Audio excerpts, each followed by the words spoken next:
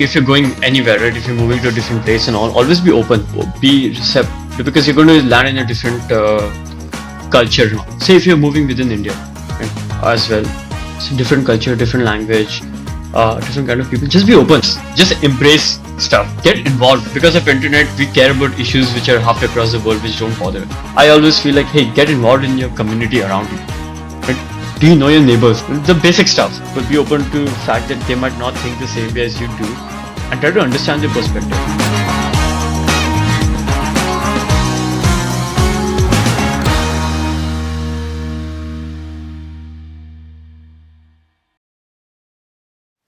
Hello, everyone, and welcome back to the podcast. So, for quick introductions of my guest today, my guest is Ashwin. He is an AI research engineer working at Intel.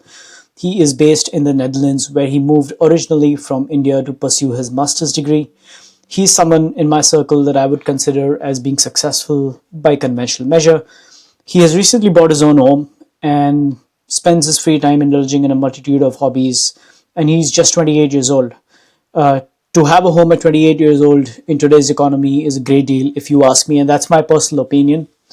To any person who is on a similar path, traveling to a different part of the world to pursue their education, establish themselves in a new system, and become successful, I personally feel that Ashwin's journey has a lot to offer in terms of ideas that people can pull from and apply to their own. While Ashwin's journey is not unique, there are certainly a lot of interesting insights that I'm keen to learn. And so, with that, let's dive right into the discussion. So, Ashwin, thank you for joining the podcast. And how are we doing today? Um, Pretty good. It's 9 a.m. and I slept last night at 2, so I think good for 5 hours of sleep. Right, right. No, but even so, I mean, it's good that you were able to manage joining the pod, because I feel like we generally get stuck in these endless rescheduling loops, and I've been wanting to have this chat with you for a while now. So thank you for that. But with that, let me start you with like the first question is like, and I want to go back to your early days, especially your education and all of that stuff. So can you tell me a little bit about how you got interested in computer science in general? Can you give me where your natural inclination started in an early age, or was it at a later stage? When did you know that computer science is something that you want to get into? Yeah, I mean, I always liked science. I read books by Stephen Hawking, and I think I was always interested in space shows, and sci-fi, everything. Uh, I so a friend told me about this magazine called Digit, and this technology magazine that you get in India, and it actually exposed me to so many things related to computers. And one of the things it had, like one of the lectures it had was like it also used to ship with a bunch of lectures. And this CS50 course by Harvard is amazing. I think people in um, this field, I think probably everyone knows about it. And that also set such a high expectation for CS courses that I've been disappointed uh, ever since. But yeah, um, when I had to then choose a subject for bachelor's, um, I was like, okay, you know what? Um, I don't have a lot of knowledge about astrophysics or something, or even physics to get in one of those courses. Computer science also was really interesting because the way I got into programming was dad had taken me to show this some 3D animation of this antenna array being installed. And from there, I basically enrolled into animation courses, started learning animation, and then in one of the, I think it was Landmark or Crossword, I don't know, one of these bookshops where I picked up a book on 3D game programming, and I didn't know anything about programming. And this was 3D game programming in C sharp, and What age were you at this time? oof, I don't know, but pretty young. Um, when ages ago. I think fifth grade, right? Class Was it five. fifth grade? I don't know. I can't tell Yeah. you the exact age, but for me, that book, everything then like makes sense. And it's not just programming, right? 3D game programming is also related to like a lot of math in it and everything. And in a time when you don't have the most stable internet, and you didn't have a lot of resources, like these days, amazing resources, and you also have LLMs, right? Um, just to get Hello World printed on the screen was such a challenge, but when it showed up, it was so rewarding. And I don't think I ever managed to compile that uh, or make those games because I think Microsoft dropped support for just that particular .NET version and something. I don't remember what happened, but that was part of the journey. Like just picking up a random book, which off topic, which I don't know anything about, and then deep diving into uh, C sharp and each concept, and then after a lot of time coming out on the other side with a lot of knowledge about this. And yeah, when it came to selecting my bachelor course, inspired by CS50, and having more knowledge about programming than anything else, I'm like, oh, let me sign up for a CS degree. And yeah, that's Right. basically Right. So you were exposed to certain experiences where you saw 3D animation and computer programming at an early age, which sort of shape your decision. And you also had like a natural interest in like space books and all of that you mentioned that led you to taking an undergraduate program in computer science. So uh, I also know about your story where even before you actually started your undergrad degree, you had an internship offer from Ubisoft. well, that's not true though. I didn't have internship offer. Um, so I used to I've made some few games on the side, and I should just put them online or maybe blog about it. And I think when I started my bachelor's at the same time, there was a Ubisoft office in the same city, and I went there with a friend. And gosh, the HR there, she's like, "Hey, submit your CV for consideration." So there was no offer, nothing. Like it was not. It was there was no stage there. We had walked into the office, like me and the friend, and we're like, "Hey, we are looking for internship." And but one of the things she said was they're looking for a full-time 6 months internship, and that's not possible when you're studying. So that didn't go through, but it's fine. I think it worked out better later on Right. because then Right. initially I was really interested in game programming, all of that. I still am. I still take part in game jams and all, but not uh, uh, as a full-time career. I don't, at least currently, I don't see myself doing that. In third year of my bachelor's, I was introduced to AI, and from there, basically, my trajectory has been really different. And maybe later on, I can talk about that particular journey. But at least for the Ubisoft stuff, yeah, I didn't have. There was no offer, and there was no like it was nothing. We just walked into the office. That was it. So Right. Right. All right. So I actually want to segue into your transition to Netherlands. What I'm interested in understanding is like at the flag end of your bachelor's degree, what factors shaped you or your decision for moving to Netherlands or actually moving abroad for your master's degree? that's actually a really good question because a lot of luck to say. As the saying goes, in life you need three things. You need a good playlist, a mission, and a good set of friends. So I think I got lucky in the sense my friends in Bachelor, they were like really, really smart people, right? They're working in Microsoft, Amazon, there's some healthcare startup and Audible, like again, Amazon company, but still like all these top places. And they were applying for or they were preparing for GRE, like graduate record exams. That's what you need for when you apply to universities in North America. And because they applied, I'm like, oh, I'll also, you know, prepare for the same. So I started, or at least I considered applying to universities outside India because of those guys. because my plan was, just YOLO, maybe apply for, sit for company placements or maybe apply for the army. And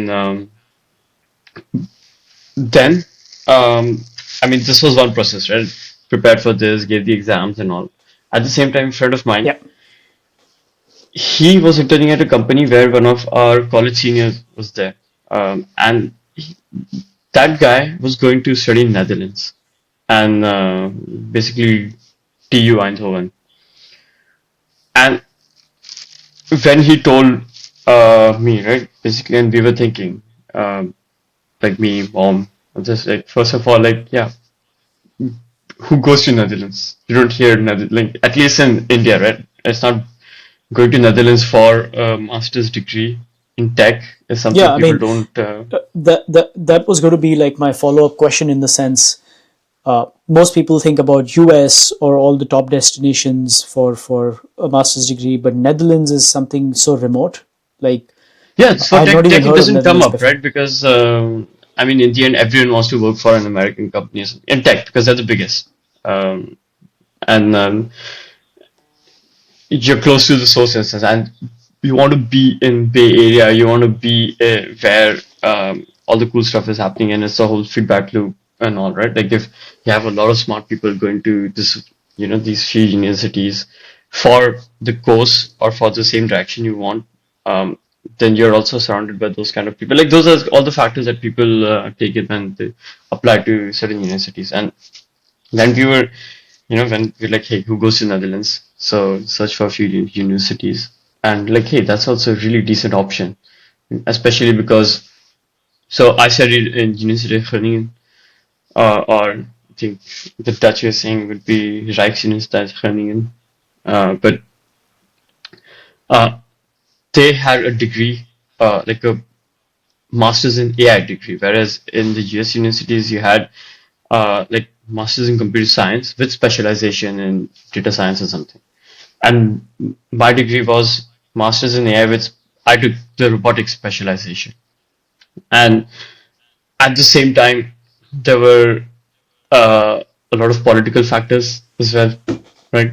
Uh, I think this was the first presidency of Trump.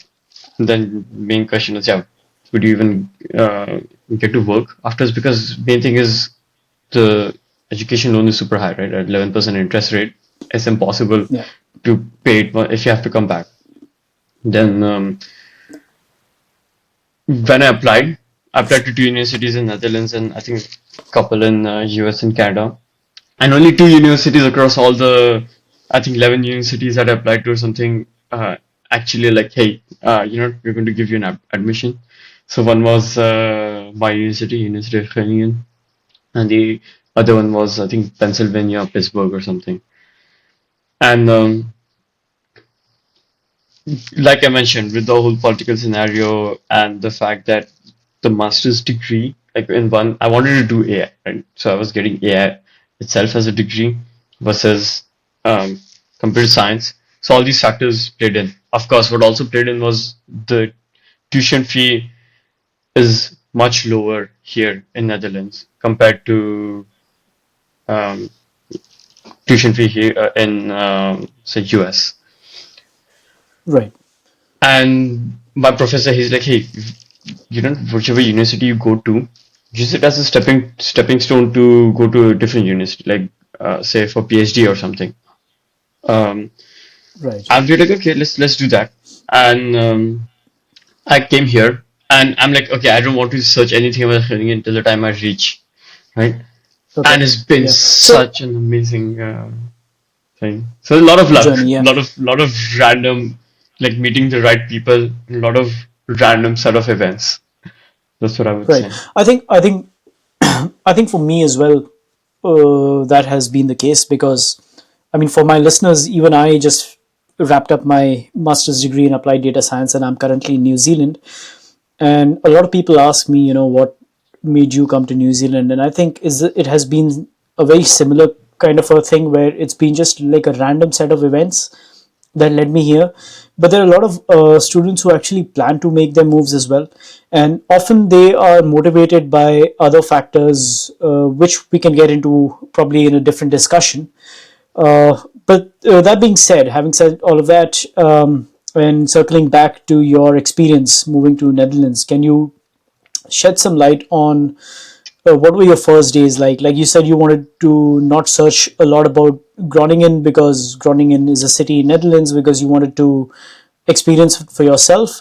So if you can take me through your first few days, like after you landed at the airport, and how the things panned out from there. A lot of anxiety. No, um, I think it was really smooth because what's nice is the university they made a WhatsApp group for all the people, like all the people who are coming in around the same time. So everyone was just texting each other on the group, like, "Hey, I'm coming. My flight is on this time, that time, something like that." I was actually connected with this one guy. We never came back by the same train or something, but we because we discussed where we're staying, like we were in the same student house. So that guy is actually one of my close friends as well, and he's right now working in Utrecht, and he got married recently. So big news, a lot of news for him, Wait, wait, I wait, guess. wait, wait, wait. Who are you talking about? I know a few of your friends, but by So name probably. yeah, but I don't know if it's a thing to discuss it on podcast or something Okay, like all right, cool. privacy. I don't know, We can move on. but Yeah. but but um, essentially we were like, okay, let's take a group ticket. So when I came, you're of course in a new country and all, but what's also nice is everyone speaks English. I think it would have been more challenging if no one spoke English. Yeah. Um, I met some guys on the platform because there were university students who were there with the university flag and all, because they know certain dates in which people arrive. And they're like, okay, this is where you take the train, this is where you go, this is how you book a group ticket. So I booked a group ticket from Amsterdam to Groningen. Right, it's a 2.5 hour by train. Um, from there in the night, I remember basically pulling these two heavy bags. Actually, I had a small bag and one super heavy bag, and I remember like it was getting dark, and I think by the time I reached my hostel from the train station, like lugging it got even darker. But I remember like the cobble street and all of that. The first time, when you seeing this, I was like, man, it's like being in a James Bond movie because it's always Europe, right? James Bond movie, Yep. and it's pretty. I mean, it's impressive, like how good the infrastructure is, and like it's someone thought this out and you know, build it themselves, which is really nice. Right. The initial challenge mainly was okay. I mean, Zoom was nice. Like the whole place was nice. For those who know, maybe I don't know if there's if some people from Groningen who might end up seeing this as it was in Schotterdiep, the SSH, which is like a big party house. I got lucky with my wing and like the kitchen mates and the roommates and all. It's quiet because I've heard some stories. Um, Yeah.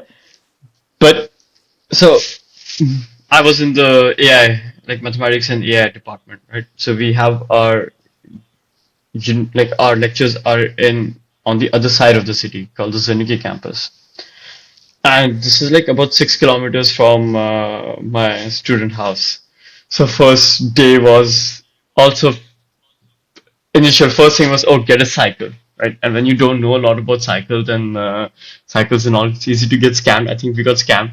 Not scammed in the sense Oh like we shit. got not super scammed. We bought cycles which were clearly terrible, and I spent 100 euros on it, and I feel like I spent a lot more trying to fix it, but at the same Yeah. time, when you look back, so when you're a student, and especially when you come from India, each time you're looking at a euro, you're always converting it, right? So Yeah. I remember the initial days when I went to supermarket. My friend, he's like, "Yeah, oh wow, fresh orange juice we buy is 1 point something euro."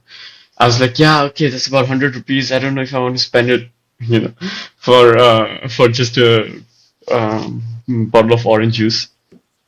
And Yeah. uh, but so €100 bike feels quite a lot, especially have to keep maintaining it. But uh, you know, the fact that if you have to ever maintain something yourself, you pick up a lot of skills, right? And Yep. that also kind of 100%. helped me. But then I ended up once I started, like later on, once I started my internship, I think when I had moved to the other student house and I had some money through TA and everything, so I just got the swap feeds. So there's these cycles Yeah. that you can get on I mean, rent. yeah, I wanted to come to your experience working as a TA and how you made your way into the workforce and started getting paid eventually. But before I get to that, I also wanted to ask you, like, generally, like for all international students in most international universities, when they arrive, they have a set of events that are organized for them. Do you have an idea, or can you speak to me about what are some of the events that were organized for Oh, you guys?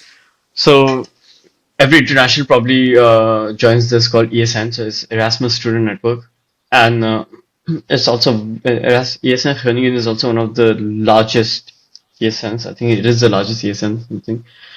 But the first week was basically these events, and you're given this group. You have two group leaders in a sense, and you're paired up with all these different people, and you start with all of you just meeting, and you have pub crawls and culture nights and language exchange, like a lot of these things. And it's a great way, and you're just cycling around, you're meeting, exploring places, meeting people, and I met some really nice folks. Had some really nice experience because the first experience that you make is also really nice. We went on afterwards as well. We met a few times, went for dinner on this pancake ship, as we call it. It's not really a ship, Yeah. but because it's tied down essentially on a piece of concrete. But in there, sitting there with these a lot of people, it was really amazing experience. I tell everyone like, hey, it's going to be amazing. That's where I actually came across ACLO, which is the sports center of the university. And because we had the sports day, so we went there, and you had volleyball and what did I try? I tried volleyball salsa, which is so out of my comfort zone. Like now I can probably do it. Um, Yeah. and then a couple more. There's so many, and that again probably is a whole thing, right? ACLO has also been a major part of my say student life or Yeah. post-student life, but I Can was you can exposed you to a lot of quickly things. can you quickly give our audiences some more context about what ACLO is? Oh yeah, so I can't tell the full form out of the top of my head, but it's the sports center of the university, and we've got like 192 something associations, and also imagine any sport, right? Like I've tried fencing, lacrosse, scuba diving, uh, climbing both top rope and bouldering, squash, Yep. cross. But then also you have Yeah. No. I ultimate mean, frisbee, and like so many yeah. sports. No. And Yeah. Yeah. I relate to you on that front because me also, like when I moved to New Zealand, I was studying at the University of Canterbury, and out of a lot of ambition, I ended up subscribing to like 20, 30 clubs. They also have like club days or whatever, and they have like all these. And obviously, I couldn't attend most of them because I obviously the course took the bulk of my time, and it's a very fast paced sort of a course where you're like hanging on to a moving train which is moving really fast. That's the analogy I generally give.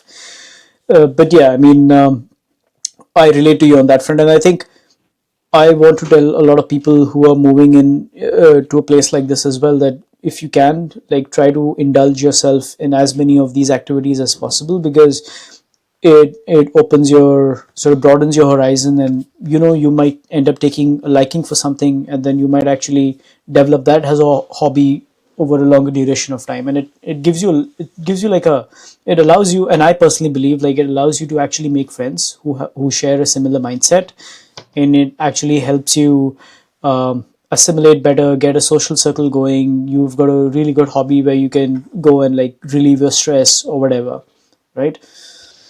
I Yeah, personally believe that. no, I totally agree. In fact, always, always, the advice I have is always join a sports association, right? Because sports is good for health. It also you meet people, so that also mm, satisfies, say, your uh, the social aspect of your like human need, right? I mean, this I'm talking purely in terms of just mental health, right? And mental Yeah, physical health. But at the same time, this, like you said, it's a great way to meet people who share your mindset. It's just a great way to meet people. That and associations are not just sports, right? You also have socials and all. But at the same time, people also then organize events. People then like, hey, do you want to meet up for practice and all that? And that builds a whole community. And when I meet people who are new to the city and they're like, yeah, I really miss my old place. Like I have no friends here, all of that. Or when I see on Reddit and all of that, I'm like, hey, go join a sports association. Like you have yeah, no idea how much uh, impact benefit it will have because you're going to meet amazing people. But sports is healthy, right? It's unfortunate that over yeah, time a lot of people don't do sports, and you don't have to do something intense, right? But do something, right? yeah, And going to gym and all is nice, but I feel like going to gym is like, say, having a vitamin. Yeah, you need to do strength training and all because it's just good for your body, especially when you get older. But that can't be sport, right? You can't consider that as sport. You have to do something with other people because there's that mental aspect, right? How do you handle pressure? How do you handle the fact that the opponent team or the referee might be biased, or yeah, like the opponent team might say something that might get under your skin and all of that, and yeah. you learn all I these mean, other auxiliary skills as well. So yeah. yeah, I mean, maybe I keep going. this is yeah. No, this I get why you're so excited about speaking on this subject because this is one topic that's even close to my heart, and probably this might be for a separate discussion. And I think we can definitely organize another one for it. But I wanted to sort of bring the focus back onto your educational experience for some time, and what I want to draw or learn from you is the contrast between the educational experience in Netherlands versus your education experience in India, having gone through both the systems now. Ooh, I think this is tricky because it's also a difference between bachelors and masters. In masters, everyone treats you like, hey, it's all self-study mainly. So I felt like the onus of learning was basically left on us. Um, Even during bachelors, me and my friends, like I said, got lucky at them. We used to spend a lot of time outside. We used to skip classes to study the same thing because we knew we were more efficient. And they introduced some courses. The way it works in India is, at least in for my university, as Pune University gave the syllabus and my university implemented it. So a lot of teachers didn't even know the subjects they were teaching. Right. Uh, Um, yeah, and yeah, yeah. No, and of course I mean, they changed like they changed it from was it Martian Institute of Technology to some world peace whatever. I don't know. Um, yeah. It became a private university yeah, it became a priority. It eventually. became, I Yeah, think, more strange, I would say. But I learned so much from my seniors. We had this 3 day every year. We used to organize this 3 day event called Linuxication, and it was a lot of these. You started with installing Linux, then, but you learn about shell commands, Git, Vim, Emacs. yeah, Like Vim, Emacs, you don't use every day, but I use Vim bindings. But these are all essential skills. Like Harvard has this series of lecture called I think it was the missing. Um, I guess it was. I think it's a missing piece of university, something like this, where they teach the same skills, essential skills, and those are the things like stuff that I've learned from seniors and some are what has basically gotten me the job so and made me useful. Like everything from seniors. I feel like if you go in university and all, like sorry to interrupt, right, but if you go in uni, I would say um, go find some really smart people and learn from them, right? And if you're lucky, you're going to have some really nice seniors who have more experience and go learn from them. Because I got to be honest, um, you don't learn enough in lectures, and lectures is boring. Like the whole format of someone like telling you something and you're just sitting there passively, it's not going to teach you anything. You have to actively engage with the problem, right? And Yeah, yeah, you're yeah, right, sorry. and I think you said something really important about like the fact that you actually learned a lot from your seniors. But if I were to like point specifically to your experience in Netherlands, right? I mean, once you reached the shores and once your course started, did you find like the course being too challenging, or how was it? Like, how were how was your experience going into the course? Um, so for core AI courses, first thing is I noticed that even this masters in AI, core AI, which we use in industry and all, is a small subset. It was, I think, filled with a lot of courses like advanced self-organizing system, like some of these courses by biology department or neuroscience department, all of that, which is also important, right? Especially if you go into theory. Wasn't for me. I like I've come to realize I'm more of an engineer, even though we do science, but it's applied research. Um, I felt the courses were fast paced because everything is 3 months, and I don't think that's sufficient to properly gain the knowledge. Um, they were challenging, but they were challenging just because we you have this minimum credit requirements. You have to take like um, three or four courses, 3 or 4 courses every block, and then every week we used to have this assignment. And so we had this one course where they had 8 TAs, and every Tuesday we had to hand in the assignment. And I remember we used to be in front of university from 8:30 to like late in the night, So like eight 8:30 in thirty the a.m. morning, to right? late in Yeah, the yeah. morning. Yeah. We just Okay, sit so there. I've got a follow up question, and the follow up question is: so you said it was fast paced, right? And my experience has also been the same. And then you also mentioned another fact that 3 months is not a long enough time to actually learn something, and that has also been my experience. So I have a sense, and I have this point of view that, well, a lot of the job for these courses is just to point you to certain subject areas and knowledge areas, and ultimately it's your job to go and interact with the subject and do something that actually, and spend enough time that actually gives you that skill set. Uh, Yeah, but then but after a certain age, I mean, you cannot really depend on them for teaching you. I mean, they point you ABC. I mean, that's my point of view. Also, second part, would you, and it's a question, would you recommend to, let's say, somebody who is taking the same course after you, and coming from abroad, to like study a couple of concepts beforehand? Would that help? but yeah, I mean, I feel what helped me was, of course, my whole background in computer science and the fact that I knew, like, we had deep learning course and all, right? Which is the Ian Goodfellow's book, mainly. For those in the field, it's like the Bible of deep learning. But we knew that. We studied it during Bachelor. We, in the sense, like me and my friends. Um, so uh, there wasn't much to gain from that course. At the same time, university, it took a lot of people from different backgrounds, like psychology, I think electrical engineering and all. And those guys suffered. There's this guy from Nigeria who, I think his father had passed away, so he sold the land to come here to study. And he really struggled because he didn't have proper programming experience, right? He also, I think his study was extended and all. And that's the balance. Like, first thing is, should universities just taking people who might not have the skills? Because on one hand, who might not have the skills but are willing to learn will learn, right? And it's the university's job, as they say, to ensure that you take people from say blank state to give them proper education. At the other side, you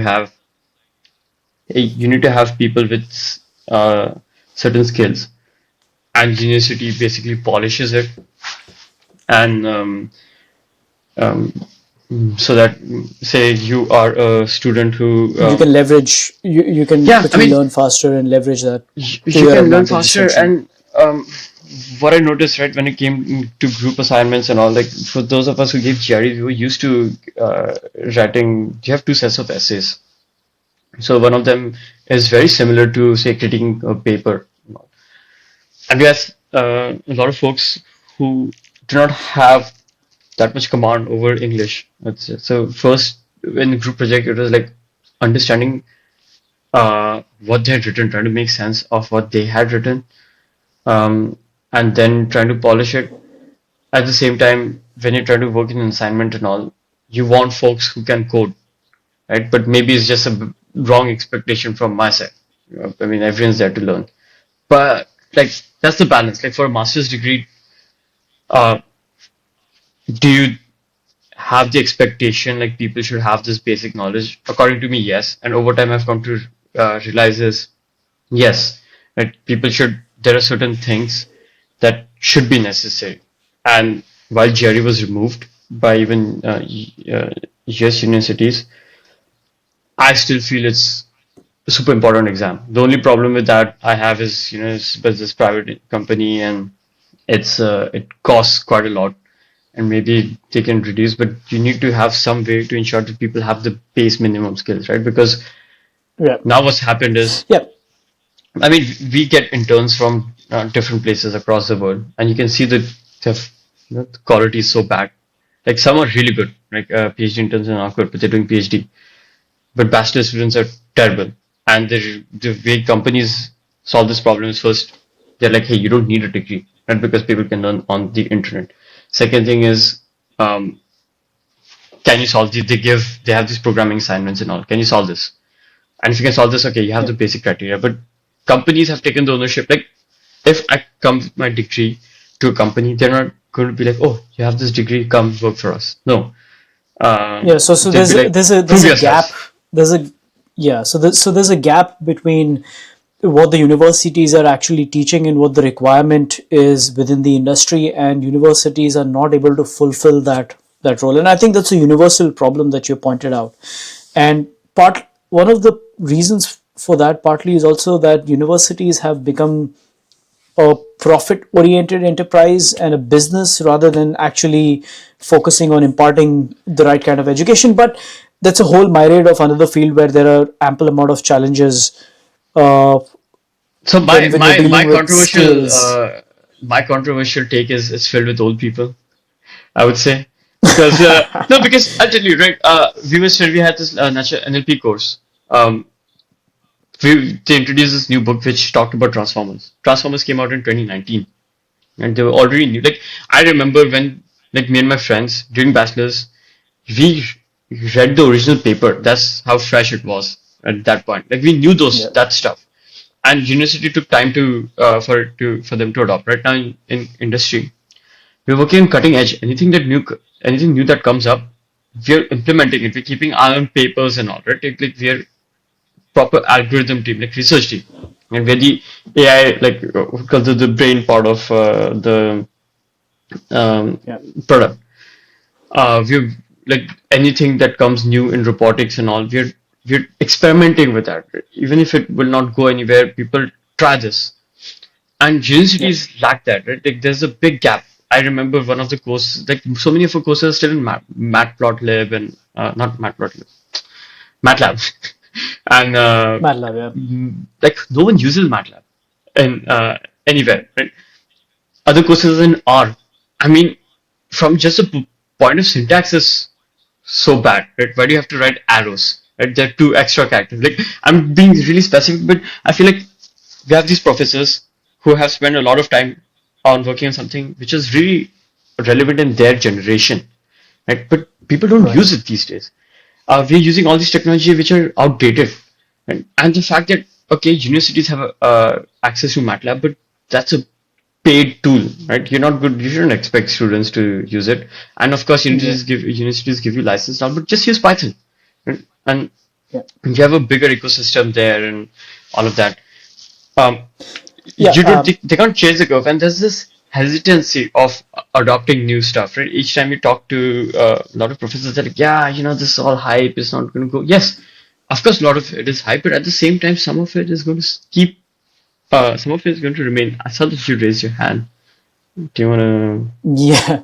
Yeah. No, I mean, I was actually keen on um, asking you a different question. And you have highlighted, a lot of problems that the current educational institutes and all of that have. But uh, and you also mentioned that if students are transitioning and they're coming um, to universities, and if they have a background that actually helps them to do better on their course, and if they study a little bit beforehand, that also allows them to prepare better, which eases their transition and also helps them study better. But to that point, like once you started your course, what practices did you put in place to ensure that you did well on your course? Hmm, tricky. So I think I also did it during, I think 6 months in, COVID happened. And when you're indoors, I saw it so much of I'm like, oh, I used to be like, oh wow, I'm so disciplined. Go to the library at 8:30 in the morning and stay there. And that's how we actually passed a lot of our courses. But during COVID, when you're stuck indoors, I think spent so much time on YouTube and other stuff and all of that, right?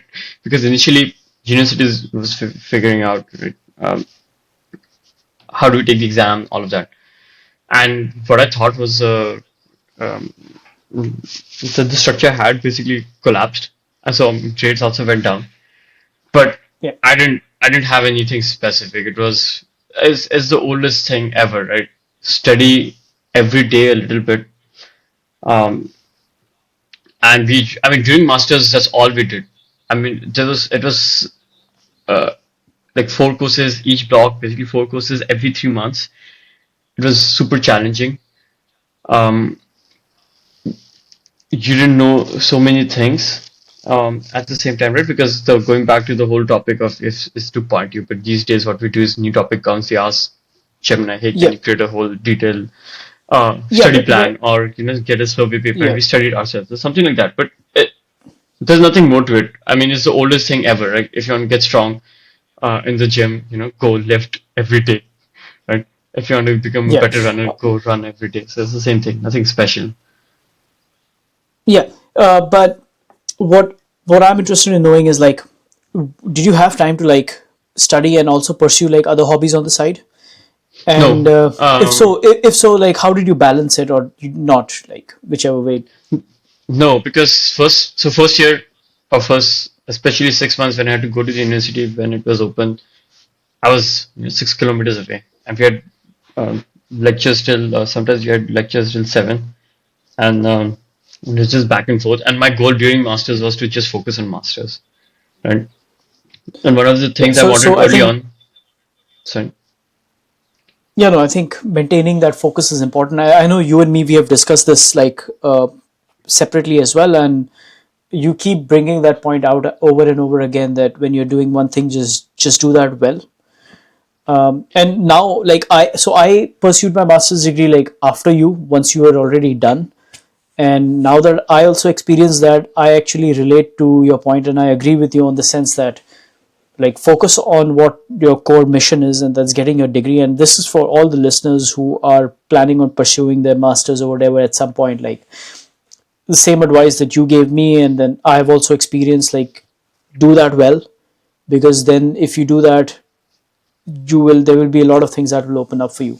But I want to touch on two specific things that you have mentioned to me. um, you keep speaking about this point that you used to go for runs early in the morning when people and other students would be returning back from like parties and stuff. Like, so 5 a.m. you will be hitting the road, and 5 a.m. they'd be coming back home. um, Tell me how that has sort of helped you over a longer period of time, and also tell me about maintaining front side focus. the trick is to be an introvert so you avoid parties. No, so um, uh, I think even during bachelor's, I used to go run in the morning. Like I like mornings. I like the cool breeze of it. I like running in the dark when there's no one around. It's just you. and your thoughts and your pace. It's meditative. The best thing about running is meditative once you have the proper pace. Um, for me, running or exercising was to add a structure. So, especially during COVID, I had the whole routine of every morning go for a run, and in the evening around 4:30, even when I was doing internship, I was studying at 4:30 workout in the room, the tiny room where you have this one corridor.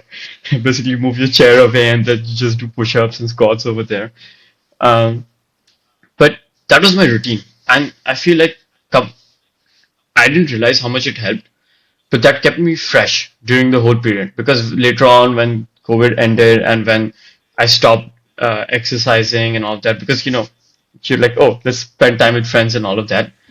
I saw that it, over time, my mental state wasn't the most positive and all. And I was like, Right. okay, you know what? These things that I did during COVID, like exercising and all every day, um, that actually helped. And that's why I still do it. It's more of a defensive, I call it like a defensive hobby. But offensive hobby, I Right. always break it like offensive hobby is like you're working towards something like learning a language or picking up a skill. Defensive hobby is maintaining your state.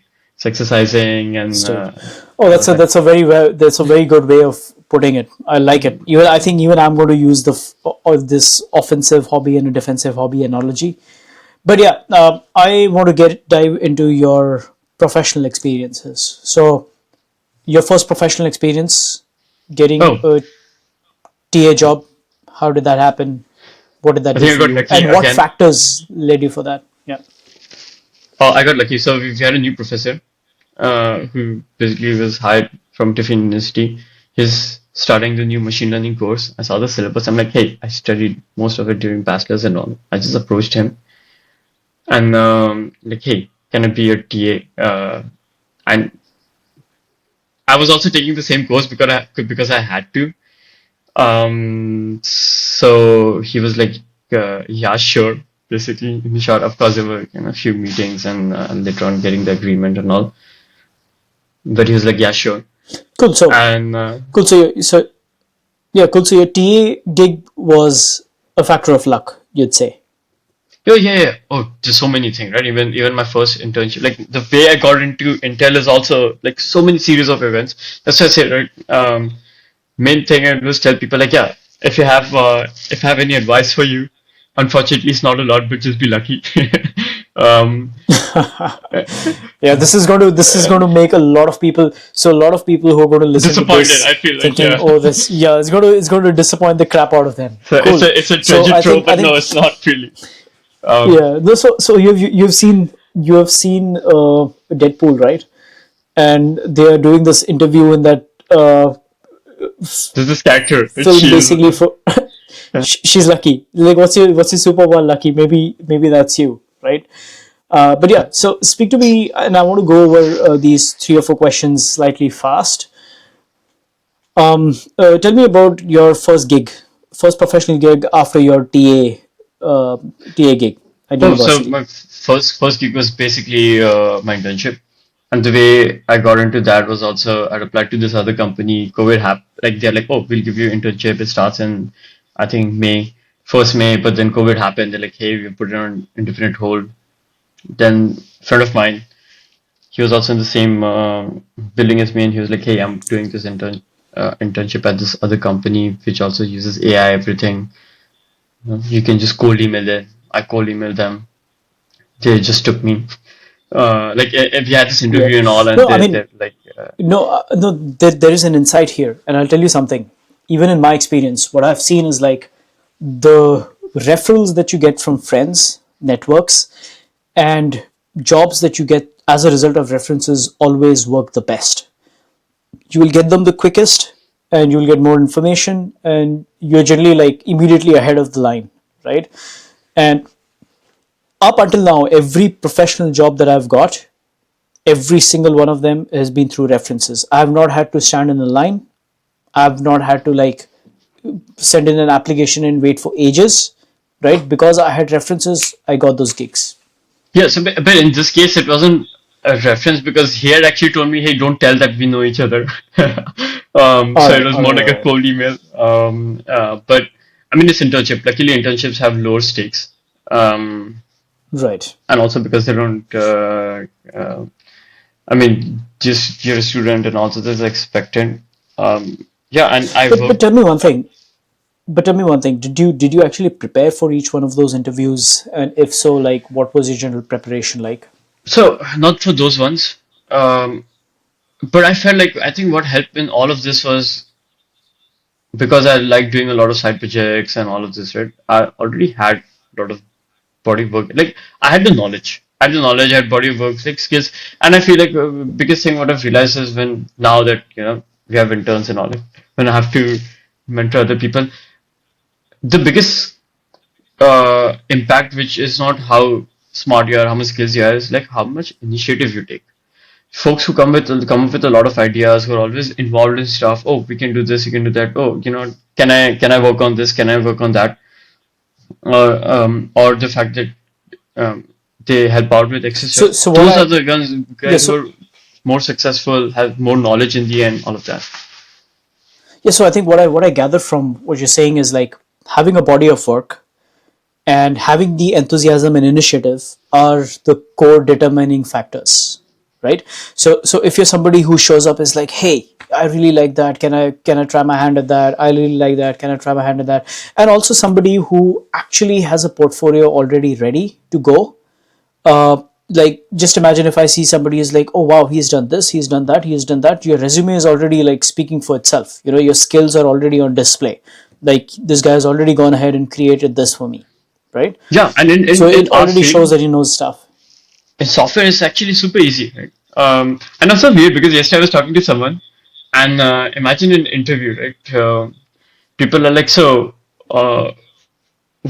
what do you program when you're not working, right? Is as strange as asking a nurse, oh, so who do you take care of when you're not taking care of someone in the Right. hospital? Yeah, Yeah. right? But Yeah. it's the only No, I industry. think I But think yeah, I mean, I had read this book called Psychology of Money, and there was this very interesting point where this person who comes for a job interview for an investment firm, right? And the interviewer would ask him only one question. It's like, what's your portfolio, right? If you can take care of your portfolio and if you can make it grow, you can do that for other people as well, right? So that's it. Like, that would be his determining factor. I look at it a different way. It's like it's this really nice book called Hackers and Painters by Paul Graham, and how hacking in terms of hacking away at stuff, and basically those kind of hackers, how they're similar to artists like painters. And so many of us, like people say, like, oh, AI is going to, you know, you're not going to need programmers anymore. All of that, that's fine, right? Many of us got into this field because we like seeing something on the screen. We like making games. We like programming and all of that. And there are tools out there, but we would rather create our own than using someone else's. So that thing is not going to go away. And it's like if you were to hire an artist, on what basis would you hire them? Right? You'd be like, hey, show me your previous work. And then you could be like, okay, you know what? This looks really nice. So I'm going to consider you. But can you, given the specification, can you create, can you say paint on this canvas? That's, this mini programming assignment. So it doesn't have to be just that because there are the whole thing like, yeah, they're not really relevant. But can you paint this? Can you handle the kind of work that we do? And then you have to Right. show it. And after it, once you're in, then you have to, yeah, I mean, in the end, they say, right, passion.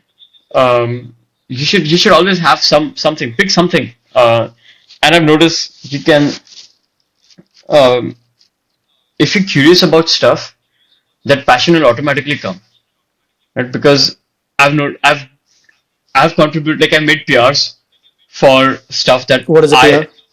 like a pull request for stuff for, or I've Okay. contributed code for stuff that I am no expert and we have better folks in the team, which would have taken them like a day or 2 days to do, and it's taken me like a whole week. But I'm also like, hey, I'd like to work on it because it's a good learning experience, and people don't mind it, Right. right? People don't mind it at all, and they will also tell you if it's bad. Like my colleague, he's like, yeah, I mean, we started getting facing this issue since we merged Ashwin's PR. But I mean, and they're like, they'll give you feedback and all to improve it, and that's a great way to learn. And Yep. just I feel like just be Make curious. mistakes. So You have to anything with make anything, mistakes. just Yeah. be Be curious. Like curious. Yeah. Yeah. yeah, Yeah. I hear you. Yeah. Also, now that's interesting take on your professional sort of journey, and what I have sort of realized is like there's so much more that we can discuss about uh, in your co-curricular domains and interesting things at work and all of that, but I want to understand now is like you have an absolutely insane co-curricular activities, a list of activities that you involve yourself in. You have done a whole bunch of stuff, like you were saying. Early on, in your transition phase, you tried salsa and God knows what else. First question: why do you do it? Second question: has it benefited you in any way? And third question: would you recommend that for other people as well? yeah. I started to yeah. This is like so. Main thing was to also get out of my comfort zone. Right when I do all of this is mainly for that. I mean, improv. So much out of my comfort zone, and I always tell people, right? 4 years ago, 5 years ago, had you met me, very different person from what I am right now, and going from like this full introvert nerd to somewhere here. Of course, on the weekend, I'm like, no, please don't talk to me. I want to read a book. But second thing, I'm also I feel like lucky enough to live in a city which is goes you can cycle from one side to the other, like end of the city, like you're from one farm to the other farm in 30 minutes, um, and you can do so much here. And I feel like if you have this opportunity and you don't use it, it's a disservice to all the people who don't have the opportunity and can't use it. Right? Because also met a lot of folks during my study who just uh, sit indoors and drink and smoke up, and that's how they would spend their evening. And of course, you do you, right? That's your life. Um, that's something I didn't want to do, especially after moving to a whole different country, after having this opportunity. And you met so many interesting people because as someone who's always interested in tech, always interested in engineering, who wants to, go work on really challenging problems. When I work on um, when I just participate in this 48-hour film project and all. So like it's working on like getting involved in the creative community, and I'm like, yeah, I can hold the lights for you, right? That can be my contribution because Yeah, I I can don't I can have be the real best skills. version of a tree in the background. Yeah. Yeah, exactly, Yeah. exactly. So like I may not have the skill, but too, it's like being on. It's like when you're playing a sport and you're on the same field as say LeBron James or something. Um, I consider it kind of like that, right? When you're there sitting in on a wooden block with folks who are giving some impressive performance, and then they have different background. Like you hear about creators like this friend of mine. He's a full-time filmmaker, and he's living off his savings to work on it. Like the real struggling artist kind of sense. He's not struggling though, but that's stereotype, right? You see some really creative folks, with some really different background because a lot of us in tech, I'm used to people here like me, and we're all the same. If you're sitting around a table, everyone is quietly eating, and there's Yeah. no real talking going on because everyone is thinking about the problem they've been working on and all of that. And Yeah. these folks, creative folks, they're also really different. Like you start to notice how similar they are in a sense, but they're different from kind of folks I hang out with. And that is of course one of the biggest exposure stuff you get. One of the reasons I do it is to like if I'm asked to just sit guarding the like we had gone to shoot some scenes in this in nature, and just sit around the ensuring no one steals our lunch while they're shooting in the corner. I would do that just to be part of the team. um, Yeah. on the other side, just doing a lot of these varied activity, first you get really comfortable being uncomfortable. Yeah. And then that itself is, uh, I would say, because the scenarios of being uncomfortable become so familiar to you, you're not uncomfortable anymore. If you have to Yeah. go speak in um, to people I don't know, I wouldn't be afraid. Like if I have to go give a speech, right? Or if I go join a new activity, initially I would have been really reserved, but now it's like really interact with folks and all of that. Right. So So in order to gather or sort of summarize what it has done for you is like AIDS, you do it because you want to push yourself outside your comfort zone, and second, it has actually helped you become more comfortable and more of an extrovert, and yeah, and you pick up express yourself skills, much right? better, articulate, and you're picking up skills. Yeah, and I'm sure it helps your social life much better as well. Oh yeah. I think Yeah. it's also nice because you are involved with different communities in a sense. So it's Yeah. just nice to then hang out with these different groups, and then you realize like between all these different groups, there are only few people who you would consider close, and why, and all of that. And yeah, of course, social life, Yeah. right? Like every day, or there's always something. Someone in some group is always planning something. And it's in one of the sports association, or it's in the improv acting community, or Yeah, and I think that it's more. eventually ends up adding diversity to your life, which so many people crave, right? So I think that's the biggest advantage is that's how you introduce diversity in your life. But with that, um, what I want to understand, like, is what are your future aspirations? Do you plan on doing a PhD? Do you plan running a company at some point? Like, what is Yeah, it so like, or do I you would like have any? to. I always wanted to do a PhD, especially in robotics and all of that. But at the same time, right now, I'm lucky that I'm working in open source. My team is really nice because that's also one of the major things you have to get really lucky about. Um, or maybe I don't have a lot of experience. I think many teams are like this, but I'm happy with my team. Everyone is my age, right? So that also helps. You also then, I mean, with age group, there's a different bond, isn't it? And we're working on some really cutting edge stuff. So these are the kind of stuff you would people would like. Or this is the kind of job people would do after doing PhD. So Yeah. I don't want to change this for now. At the same time, my aspiration, of course, is just to develop skills because we're working on so many cutting edge stuff. There's so much to learn, right? We've started robotics right now, and Yeah. the team which is working on, you get to get a glimpse of the cool stuff they're doing, and we have some really smart folks. One guy is like, hey, this is just a POC. Comes up with some really fancy UI which like you move the robot and there's 3D robot inside it also moves and all. I'm like, bro, this is the POC. I don't want to know what's the final product. But Yeah. um uh, but yeah, I mean, as a career, um I don't think I want to change anything. Also, because my focus is, hey, I've got a nice job which pays my bills, and I want to then focus on developing these other skills. Like, Yeah. one of my hobbies is writing. I like to continue writing. I want to, Oh yeah. um, Just a quick shout out. Like, this man here has published a book, full-fledged book. yeah, but He's so like so is a the other published guy author there. now. Yeah. Yeah. I Yeah. may or may not have used a transformer to make it happen.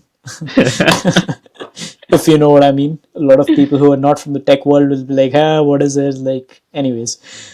But yeah, with that, any last parting comments for people who are looking to transition into a new place, especially for their future studies and careers? Any parting comments and parting advice or pro tips that you want to share? Oh, I think if you're going anywhere, right? If you're moving to a different place and all, always be open, right? Be receptive because you're going to land in a different culture and all. Say if you're moving within India, right? As well, it's a different culture, different language, different kind of people. Just be open. Just embrace stuff, right? Get involved.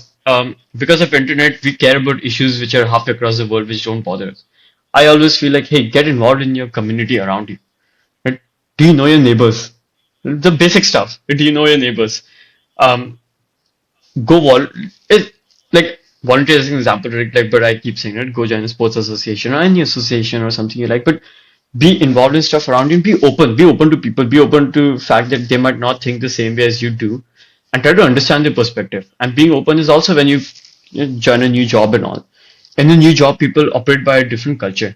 As soon as you try to introduce a different way of thinking, there's going to be opposition. Embrace it. Yeah, Embrace uh, again, embracing what other people do is also part of the same being open to stuff. But that's the main thing. I feel like you also get super lucky if you just always open, right? Be the whole again. You don't have. I don't have any special thing to tell you. Right? Be humble. Be open, right? And being open also makes you humble, right? Because you're like, hey, I don't know so much stuff and yeah, all of that. But yeah, I don't have anything yeah. special. It's if you go anywhere, just be curious, just be No, I think open, and you'll have a blast. Get involved, yeah, right? And yeah. get involved. I think it's a wonderful advice, and I have found myself giving the same advice to a lot of people as well. I mean, I will just quickly summarize it again for the people who are listening and who have actually made it this far in the discussion. Although I, at this point, I'm not very hopeful of that. But that being said, like be open to embracing whatever comes your way. Be curious, because if you are curious, you will actually dabble into things. You will ask the right questions. You will be open to like finding out the answers, and you'll also be able to recognize opportunities better, right? Uh, and yeah, I mean, with that, I would close this pod by saying thank you to Ashwin here for like joining the pod, and thank you for being here. Yeah, of course. Nice of you to stay up late trying to record this. Yeah, we are on Yeah. two opposite sides of the world, like really, really opposite. Coincidentally, we is the same time though. Like, okay, so I have not told all my audience members here that we both are twins, right? So he's Yeah, my twin brother. Yeah, and the coincidence here is like, what's the time at your end? it's 10:14 a.m. and I think at your end is 10:14 p.m. Right? It's Yeah, 10:14 p.m. It's quite yeah, literally that. So it's like, look at the coincidence. And by the way, obviously, I mean, this is very clear and evident. Like, we are fraternal twins. We don't look alike, right? yeah. But the mere fact that it's like AM and PM, so it's like that. Fraternal twin at the It's same a time, yeah, but yeah. like It's also the analogy of same, but yeah, yeah. yeah, being We're the playing analogy the of being analogy. Yeah, yeah, yeah, yeah, yeah. yeah. So you know how different we All are in right. personality and all of that is also like the whole. Cool. Yeah, yeah, yeah. All right, cool. So with that, thank you everyone for listening. Thank you, Ashwin, for being here, and I am going to say bye to you guys and you continue staying tuned for like more of this stuff. sure.